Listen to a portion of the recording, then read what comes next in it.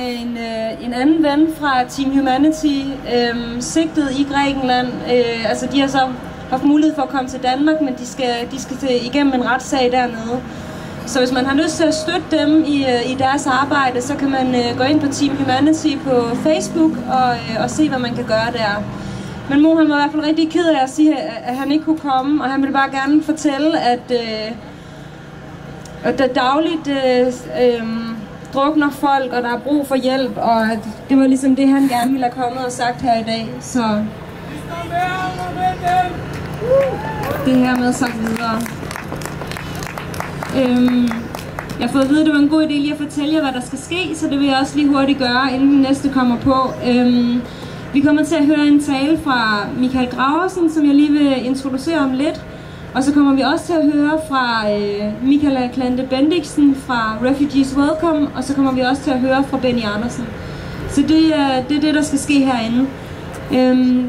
I må lige bære lidt over med os i forhold til, hvordan det kommer til at gå, men dagen bliver lidt kortere, end vi havde forventet. Michael, han står klar hernede. Michael, han har jo instrueret filmen Drømmen om Danmark, som følger asylbørns tur gennem Europa, når først man bliver udvist fra Danmark. Og han har erfaring med, hvad der sker rundt omkring i Europa. Så han vil komme her og fortælle lidt om det. Er du klar, Michael? Giv ham lige en hånd. Tak. Ja. Jeg vil sådan set starte lidt med et trist afsæt, fordi jeg var inde og kigge på nogle forskellige statistikker, og siden den 3-årige Aylan Kurdi døde i Middelhavet, det var ham, som der gik billeder af rundt om i hele verden, så er det åbenbart ikke alligevel ramt helt ned hos beslutningstagerne, fordi der er stadigvæk 340 børn, som er døde i det østlige Middelhav, siden han døde.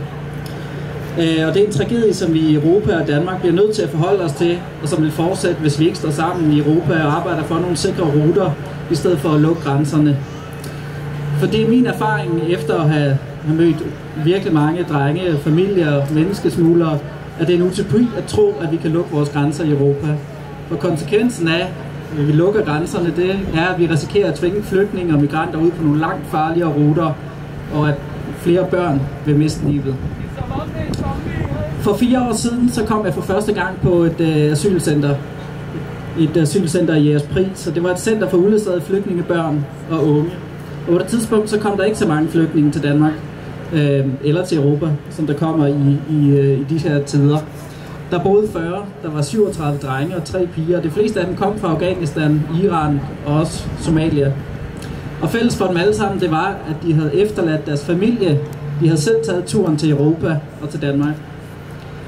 De var reserveret og bange, og flere mindede om nogle jagede dyr og havde paraderne oppe.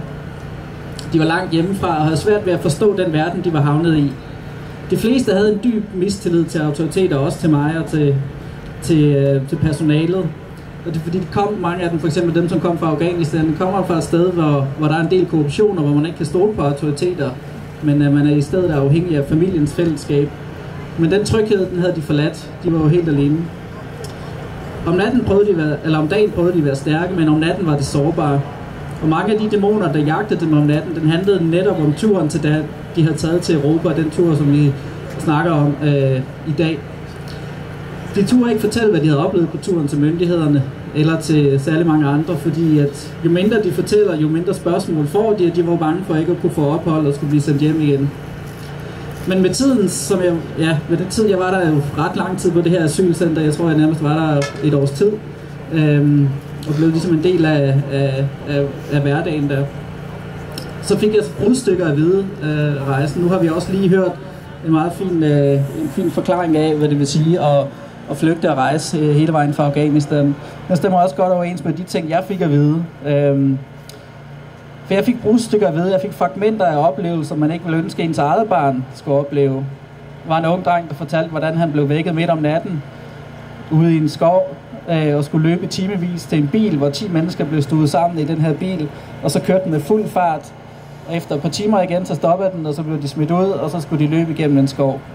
Og så undervejs så var der en anden dreng, der vred om på foden, og så måtte ham her drengen, jeg snakkede med, han måtte bære drengen videre, fordi der var ikke tid til at vente på nogen. Det er det siger sig selv, at det er en situation med stor usikkerhed, og hvis man ikke har nogle traumer i forvejen, så er der rigtig mange af de her drenge, der får det undervejs. Og senere på vejen fra Tyrkiet til Italien sad han i 2 døgn på hug mellem nogle kasser i en lastbil, uden at vide, hvor han havnede. Og for dem, der flygter fra Afghanistan, så er den farligste del jo den første del af turen til Europa. For at krydse grænserne til Iran og Tyrkiet er farligt, og grænsevagterne kan være brutale og nådesløse. Jeg ved ikke, om der er nogen af jer, der også har set det billede af Najib Kaya, meget modig journalist, er også lagde ud, at selv journalister får også en hårdhændet behandling af nogle af de her grænsevagter. Men hvis de her drenge, det er ligesom klare, eller det gælder ikke kun drenge, det gælder jo også familier, og også familier med børn. Hvis de klarer de her forhindringer, så venter jo den her farlige sejltur hen over Middelhavet. Og mange af de her drenge, jeg talte med, de kunne ikke svømme, og havde været skræmt for vid og sans, da de blev stuet sammen i en lille båd, uden nogen fører, en tilfældig person, uden nogen kendskab til at styre båden, blev udvalgt til at føre dem sikkert over til Europa. Det er jo lidt det, der er sådan så paradoksalt, at de bliver jo bare, der er jo ikke en eller anden kaptajn, der styrer den her båd, de bliver jo smidt ud, og så er der en, der får til opgave at skal sejle over på den anden side. Og det er en nådesløs rejse, som nogle børn og unge endda må tage alene. Men hvordan skal vi så hjælpe de børn og unge, der tager den tur? Og for tiden så synes svaret jo er, at vi skal lukke Europas grænser. Men selve grundtanken om, at vi i Europa kan lukke vores grænser, er en utopi. For grænser, de er porøse, og menneskesmuglerne er kreative. Og der findes ikke ligesom en osteklokke, vi kan sætte ned over Europa.